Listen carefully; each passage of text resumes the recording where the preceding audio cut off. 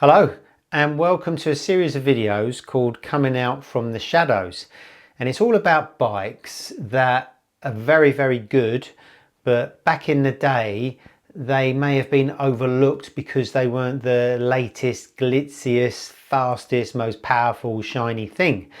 And case in point is the bike we're looking at today, which is the Triumph Daytona 955i.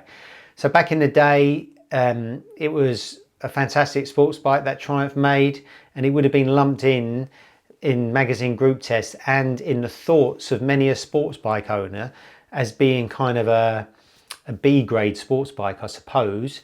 It wouldn't have been as sharp as the competition, it wouldn't have been as fast or agile or as light as something like the Blade of the day. The R1 just came out and just blew everyone's socks off. You had the Ducati 916 and 996 around that time. All of those bikes which were a lot sportier. Kind of in the same vein as the Triumph would have been the Kawasaki ZX9, and it was the end of the road for the Suzuki GSX-R 1100 a few years before the K1 GSX-R 1000 come out. So I've always liked the Triumph. I've always liked the way it looks. It came out a part of my life where I wasn't riding, where I was injured, so I couldn't ride. So I kind of missed that generation of bikes, and I always looked at it from afar and thought it was brilliant. You know, the sound of it, the styling, really lovely styling. And when the chance came up to ride one from the viewer Sean Jarrett, I jumped at the chance. So without further ado, let's go and speak to Sean.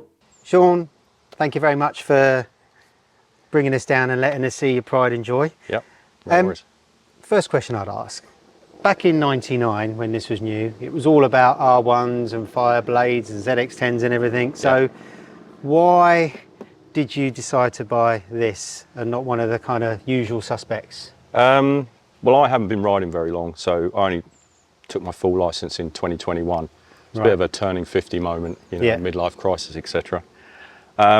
So learning to ride, first bike was a Honda CB500X, but I thought, well, I'd like a project bike. Yeah. And looking through various magazines, I saw one of your articles, Bike Magazine, and you said if you had a dream garage, you'd like one of these in there. So I thought, well, great, I'll have a look online. I've got to be careful what I say, haven't I, in these articles? Yeah.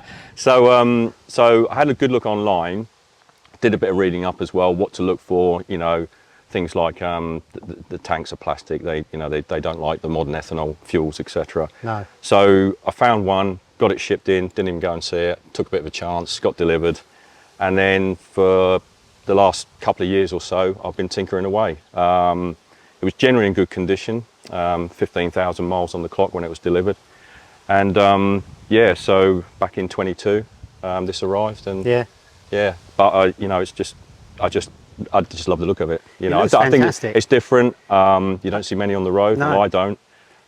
So yeah. And I bet when it's parked up anywhere, it gets more attention than a Fireblade or an R1.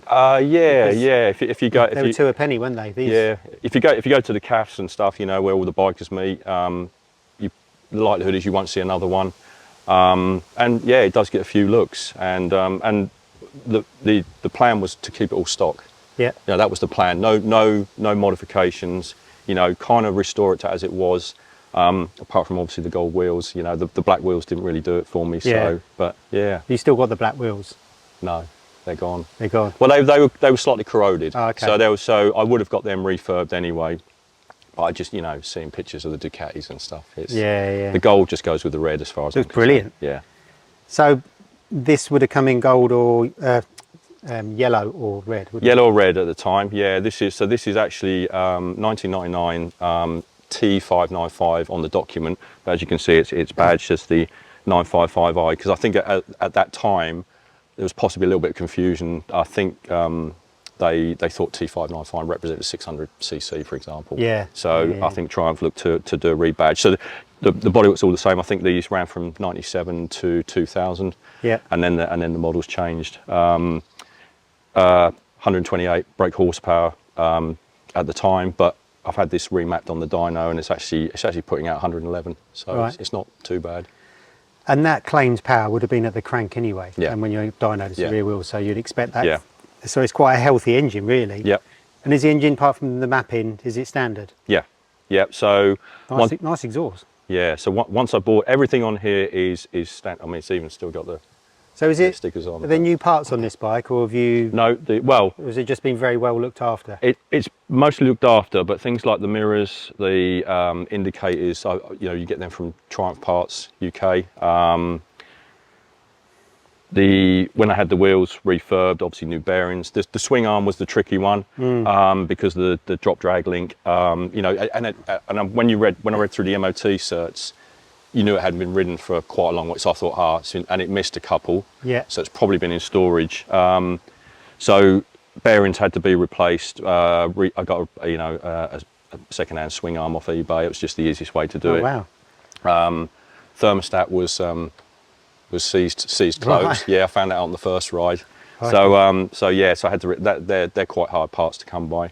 But generally everything is either, you know, off a previous T595 or. What about this exhaust? It's for the age, it's immaculate. Yeah, that's I've resprayed that as well. Right. Yeah, so that's standard exhaust. So everything is T595 It's almost standard. got hints of VFR 800 about it a little bit, Yeah. isn't it, with the single-sided swing arm? Yeah, I mean, the attention to detail for its age is amazing. Like the you know, the way the body works, sculpted. yeah, The shape of this frame, single-sided swing arm. You've got Zeus fasteners, really nice fasteners now. yeah, You know, bungee hooks. Everything's built down to a price now. yeah, And fantastic white face clocks. yeah. Is this all carbon standard? Yeah, this is all standard. So Is it? Yep, all standard. Wow. Yep. It's, yeah, they're really built down to a price now. This looks proper good. What's it like to ride compared to? Oh, so let's just talk about your biking journey. You're My very short biking short, journey. but lots crammed in. So what have Yeah. you had in the last 5-6 years? So I started life off on a Z125 to learn, did CBT, etc. Then took me big bike test. Then first big bike was a CB500X. Yeah, really So good. really good bike. Went Yeah. down to Cornwall on it, you know. So really good bike. Then I got the bug, and then Yeah, gets under your skin. then the garage space was there, and another one appeared. So my history is Triumph Street Triple R 675. That was 2012 plate, gold Nice. wheels again. Yeah. Really nice. There's always bikes you shouldn't sell, and that was one of them. Yeah. So Tiger 900 GT. I replaced the 500X for that because I just wanted a bit more capacity. The 500X was a good bike, but you couldn't really carry No, a huge they're amount of physically luggage. small, aren't they? Yeah, so 900 GT. I've actually, Royal Enfield Classic 350. Nice. Got the bug for the chrome. Yeah. But I've replaced that I've now, and so this is part of 3 bikes fleet I've got.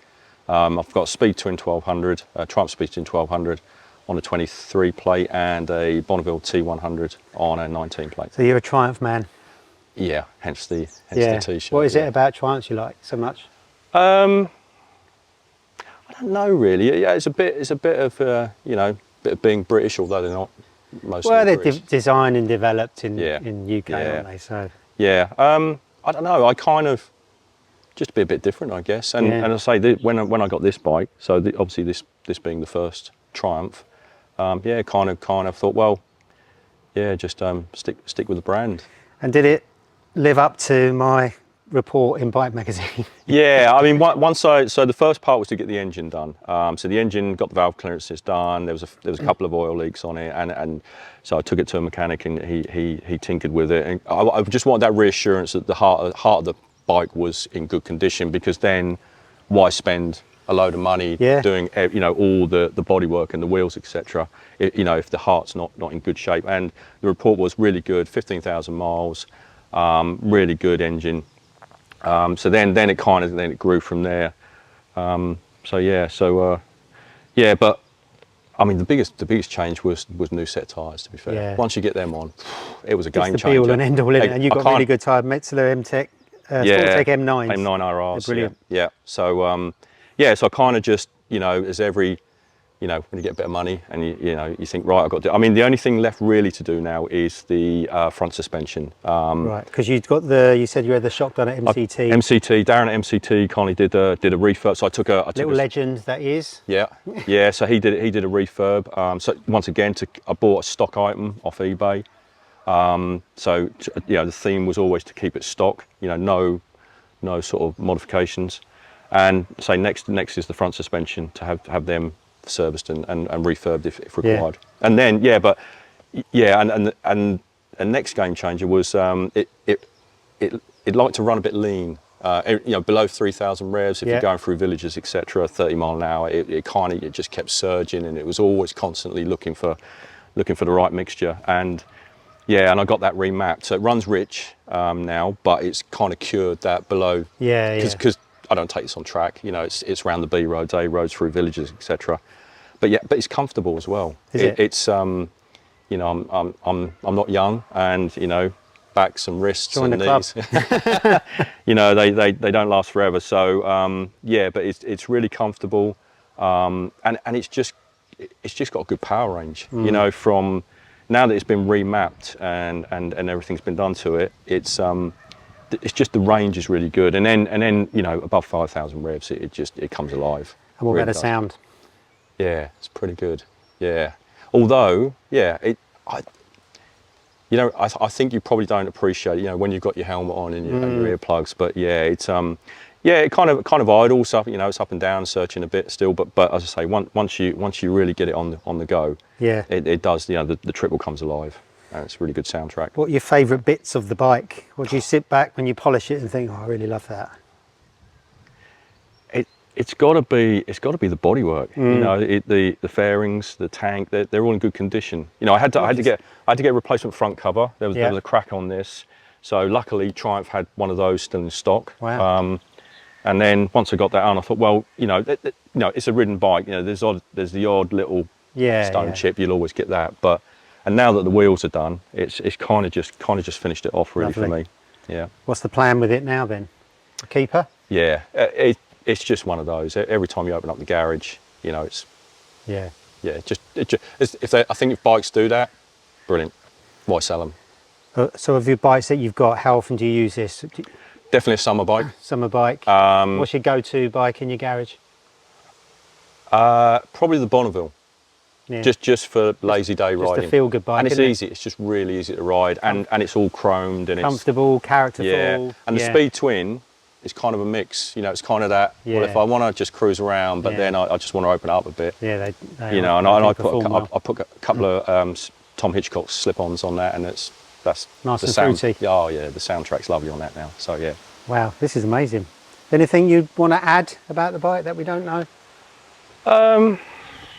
Not really. It's just that I picked it up for, I think it was $3,000 back in 22. Wow. I've probably spent quite, maybe a couple of grand more on that, just tinker. But it's a project, it's a hobby, it's a project. And also what it does, I'm new to biking. I didn't have no history before I was 50 and took my license.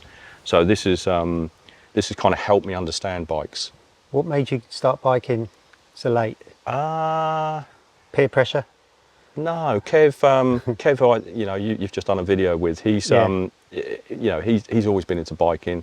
Every time I come around here, there'd be a Yamaha, MT10, and you think, oh, I wonder what it's like. And never really grabbed me, but never really followed the sport like MotoGP. Speedway I do. Speedway. Yeah, because I live just outside Ipswich, and the Ipswich Witches, they're my home team. So yeah, but once I started, but it's kind of one of those. I kind of thought, right, I'm going to do it. Yeah. I'm not going to skirt around it. I'm just one of those guys that if I'm going to do it, I'm going to do it. Yeah. And I pushed myself through the test. Never ridden a bike before. That was quite interesting. But in the last 4 years, I crammed a few bikes in. But I think those bikes have helped me learn to understand what I really like in bikes. Yeah. The Bonneville and the Speed Twin. I just like the look of retro bikes. That kind of old 50s twin classic sort of look. The Speed Twin gives me a bit of excitement if I want it, and the Bonneville's just a really lovely bike. And this is kind of something a bit different. Yeah. So if I want to go out and just blast around for a couple of hours, this is definitely the bike. So. Man of impeccable taste. Yeah. Any chance of a go? Absolutely. Yeah. Thanks very much. Well, thanks very much for showing us around your bike. No worries, Mark. And for letting me have a go. Yep. And I can't wait to give it a spin. Brilliant. Thank you very much. Thank you. It's interesting to look at the Daytona through a different lens now. back in the day when it's up against the R1s and the Blades, it didn't really have the agility or the power or the attitude to really fight them head on. And obviously they've been developed to the moon since, and they're making crazy power and full of electronics, and they're massive money. But the Daytona's definitely matured with age. This is a fantastic real world sports bike, and it doesn't feel like it should be an also ran. It's a beautiful thing. I thought I'd have to make allowances for this bike because it's got a few years under its belt. You know, I didn't think maybe it had the power. I thought it might feel a little bit choked. I thought that the handling might be a little bit old-fashioned, but you know, it doesn't feel like a 90s bike to ride. It really does feel a lot more modern than that. And the riding position is just gorgeous. It's real world. It's kind of sports toury, but a little bit racery. And that engine noise. There's lots of leg room. The clip-ons are low, but not wrist crunching. The seat's comfortable. There's loads of room to move around. The mirrors are good. The screen's low, like all bikes were back then. But it handles beautifully as well. I mean, the previous owners looked after this bike, as has Sean. MCT have been at the suspension, and it doesn't feel podgy or unstable. It feels sharp. The brakes are lovely. It steers really lightly. It gives you loads of feel. The modern tyres, the Metzeler Sporttech M9 RRs really transform the handling as well. It just goes where you want it. It's just lovely. And then the engine is so much grunt. You just swim around in that mid-range. When you accelerate, you've got the beautiful 3-cylinder sound and the induction roar. It's not over the top because it's got a quiet pipe. You don't need a zillion bhp to have fun. This is, you know, maybe it's 110ish at the back wheel, more than enough. It's got loads of grunt, and it's just a feel-good bike. You know, riding on this road now, other super bikes will probably be faster, in inverted commas, but you know, in the real world, this is absolutely gorgeous. It's really surprised me. Triumph, you know, was as good at making bikes then as they are now. We just didn't know it then because we were kind of blinded by the bright lights of the modern day superbikes, and this has really surprised me. I've got to thank Sean for letting me on this. It's amazing.